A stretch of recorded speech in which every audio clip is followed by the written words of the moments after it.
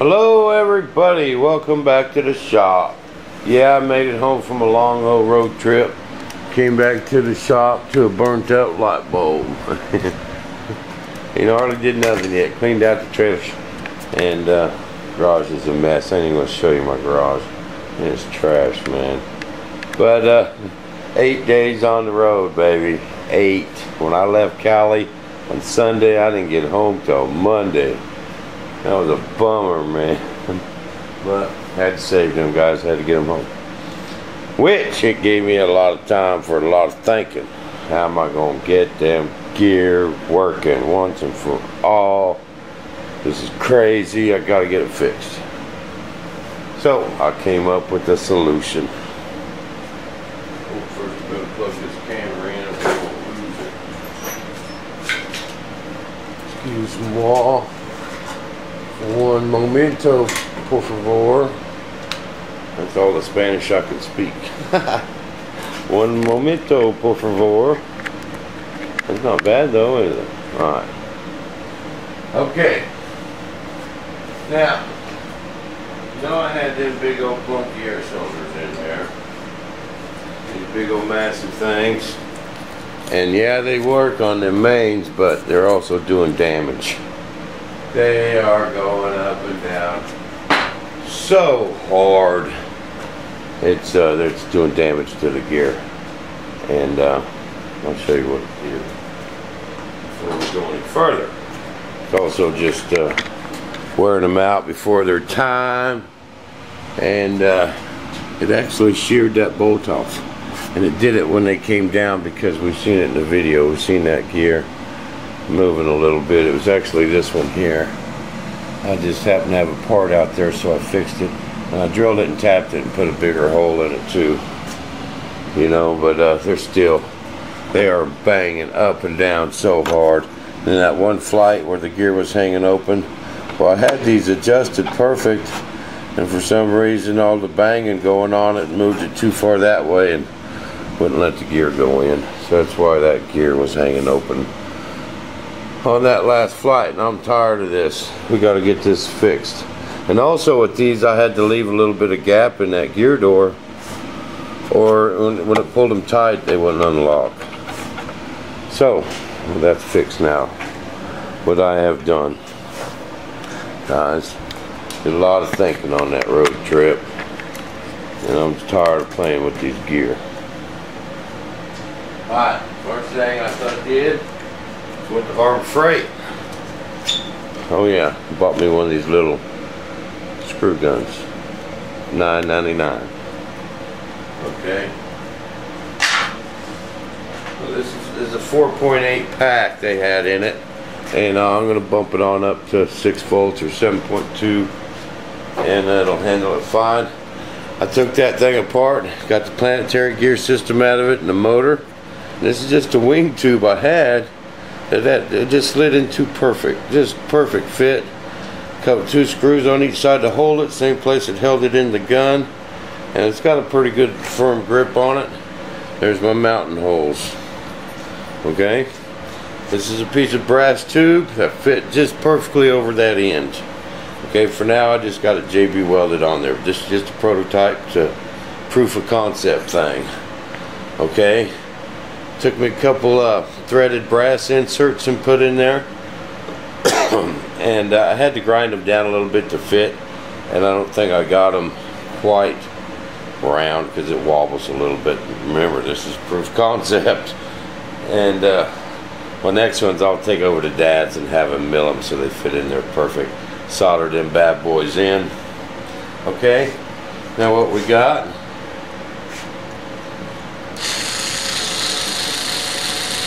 is electric gear, baby. Check that out. And they'll spin faster on. I actually think this battery's going dead too. But they'll spin a little faster on 7.2 volts. And we cut this end down. We didn't want to use that small hole brass because it actually cuts down on the strength, but just pushing and pulling, it would probably be alright. I don't know. But that's what I got for my mains. It's going to fit right in there. Got we need 3 inches of travel. This is 3.5 inches long, and I'm going to use micro switches in there, and just like my Tomcat wings, and to stop it. And that's going to be simple, just so simple. And this weighs like 4 or 5 grams more than that air cylinder.